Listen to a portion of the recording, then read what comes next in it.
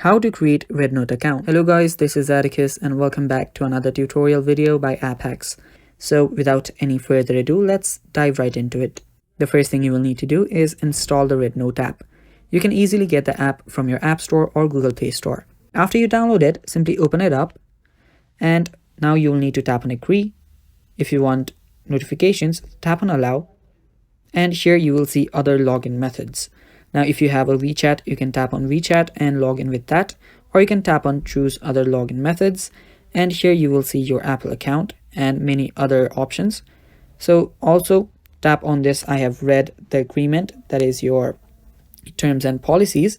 I'll just create an account with my Apple ID and then tap on continue.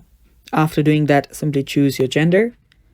After you choose your gender, simply choose your age. Now, people under the age of 14 will need to verify their identity. So I'll just choose my age here. And after doing that, tap on next. Now you will need to choose your interest. Whatever you're interested in, you can choose that. If you want to just select all of these, you can do that too. After doing that, tap on Start Explore. And yeah, it's that simple. Now you have created your REDnote account.